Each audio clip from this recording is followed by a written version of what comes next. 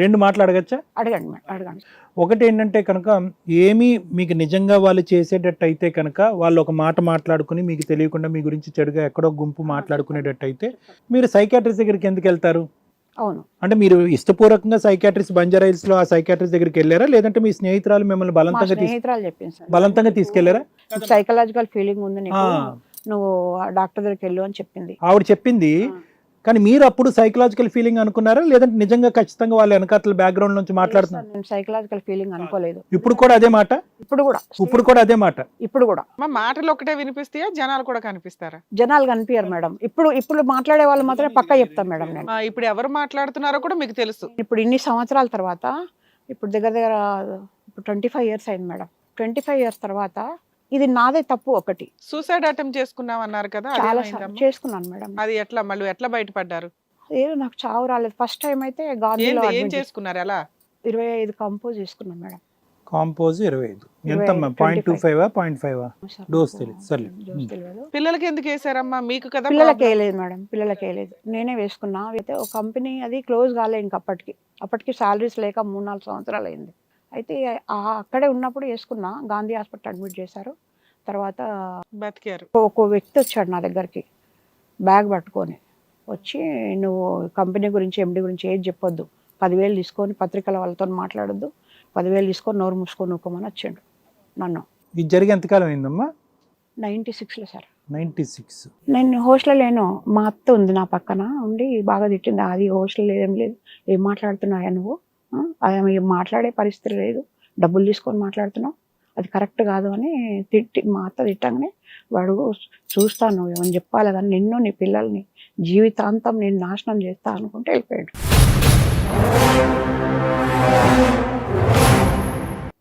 ఒక ముసలైన అయితే నా మీద సూసైడ్ కేసు పెట్టారు నా మీద.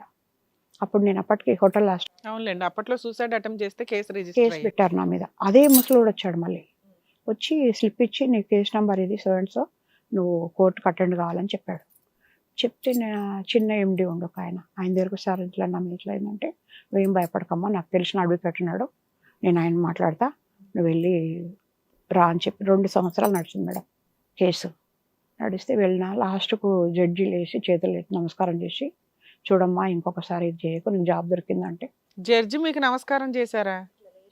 మీకు నమస్కారం చేశారు జడ్జి లెగిసి మీకు నమస్కారం చేసి, ఇంకోసారి సూసైడ్ చేసుకోకమ్మా అన్నారు.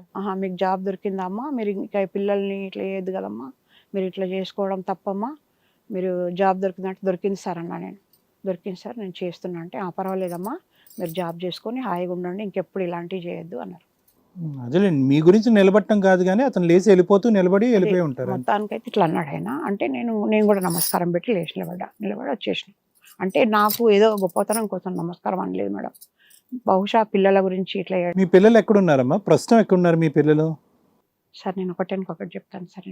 తనే చెప్తుందంట. ఇప్పుడు 25 years నేను పడరాని కష్టాలు పడ్డాను మేడం. నేను 2 ఇండ్లు అమ్మేసుకున్నా. నేను పిల్లలు పెద్దగా అయినా ప్రయోజకులు కాలేదు, బాగా తాగుడుకు అలవాటు అయిపోయారు. పిల్లల అంటే చిన్నోడు బాగానే ఉండే, కువైట్ పోయి. ఏం చదివారమ్మా పిల్లల్ని? ఏం చదివించారు మీరు? పిల్లల్ని ఇప్పుడు ఈ మన హోటల్ అనే సార్ వాళ్ళ కాలేజ్ ఉంటే, చిన్నోడు అక్కడ ఇంటర్మీడియట్ చేసిండు, పెద్దోడు 10th పాస్ అయ్యిండు. తర్వాత ఇక వాళ్ళు అదే హోటల్లో చిన్నోని పెట్టించిన, చదువుతలేడు మేడం, నాకు ఫోన్ చేసి మీ అబ్బాయి చదువుతలేడమ్మా అంటే సరే అని అలానే జాబ్ పెట్టేసిన. తర్వాత మళ్ళీ మీతో పాటు మీ పిల్లలు కూడా వచ్చారా? ఇద్దరు చనిపోయింది మేడం అని చంపేశారు చిన్నోని. అదే ఇప్పుడు చిన్న పిల్లోడు చనిపోయాడా? చంపేశారా? ఇదే ప్రయోగం వాళ్ళ మీద కూడా చేసిండు మేడం. ఏం ప్రయోగం? ఇదే బ్రెయిన్ తినడం. బ్రెయిన్ తినేసి ప్రయోగం చేయడం వల్ల మీ చిన్న అబ్బాయి చనిపోయాడమ్మా? చనిపోయాడు. పెద్దోడేమో పెచ్చోడు అయిపోయాడు. వాళ్ళంతలో వాళ్ళు మాట్లాడుకొని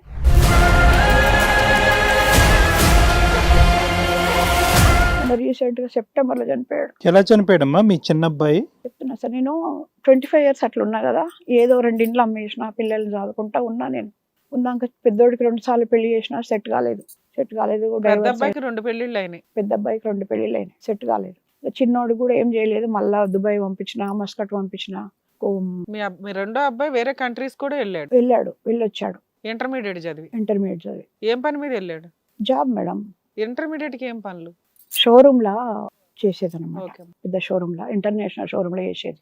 ఆ రకంగా మస్కట్ కూడా వెళ్ళాడు. మస్కట్ వెళ్ళాక అక్కడ మళ్ళీ ఏదో కూడా చేస్తే వీడి మీద పడితే 5 లక్షలు కట్టి మళ్ళీ తెచ్చుకున్నాను నా పిల్లగాని. నేను ఇవన్నీ డబ్బులు ఎక్కడే మీకు ఇన్ని 20 ఏళ్ళ నుంచి ఇల్లు అమ్మేసిన మేడం.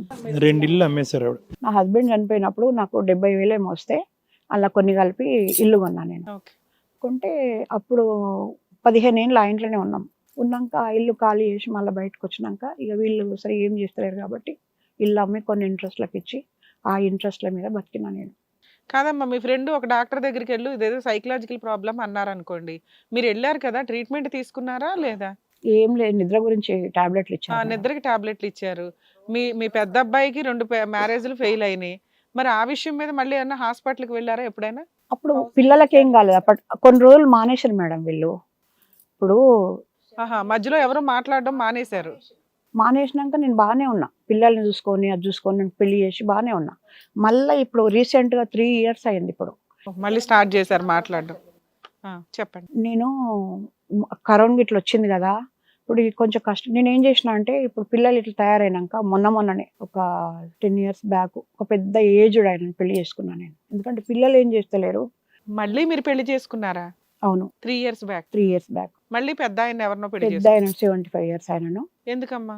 నాకు పిల్లలు ఏం పని చేస్తలేరు, ఉన్న పైసలన్నీ అయిపోయినాయి. ఇప్పుడు వాళ్ళకు తిండి పెట్టాలి, నేను బతకాలి. ఇప్పుడు ఏం చేయాలి నేను? ఏం చూసి చేసుకున్నాడు మిమ్మల్ని అంత పెద్ద ఆయన? మీరు ఏమైనా పని చేస్తారనా? హెల్ప్ అవును, చేస్తారా? హెల్ప్ చేస్తాను. భార్య చనిపోయింది ఆయనకు, మా కాస్ట్ రెడ్డిసే. ఇక ఆయన పెద్ద ఆయన సేవ చేయటానికి చేసుకున్నారు. ఒక కూతురు లాగా చూసుకుంటారు నన్ను. అట్లా అనకండి, అది బాగోదు కదా. పెళ్లి చేసుకున్నారు, మీరు భార్య అంతే, మళ్ళీ కూతురు ఎట్ట అవుతారు? అంటే పెద్ద అంటే అతని వయసు ఎంత అమ్మా? 75 ఉంటాయి సార్. మీకెంత? నాకు 54. ఏమ్మా? 54 ఉంటాయి సార్ నాకు. 20 years తేడా. ఓకే అమ్మా. ఆయన ఇప్పుడు ఆయనతో కలుస్తున్నారా? అవును మేడం. ఇవన్నీ నేను ఇక్కడికి వస్తున్నాను కూడా చెప్పిన. అలాగే. ఆయన చాలా మంచివాడు, ఒక దేవుడు. ఆయనకి వంట చేసి అన్ని శుభ్రంగా చూసుకుంటున్నారు. మరి 3 years బాగానే ఉన్నట్టు కదా, మీ అబ్బాయికి ఏమైంది? అయితే ఇప్పుడు నేను చెప్తున్నా మేడం, అయితే నేను ఏం చేసిన, నాది ఈ తప్పే నాది. ఎందుకంటే ఒకసారి ఆ విజయవాడ ఆయనకు ఫోన్ చేసిన నేను. 20 ఏళ్ళు అయ్యింది ఆయన వదిలేసి? నేను 25 ఏళ్ళు అయింది.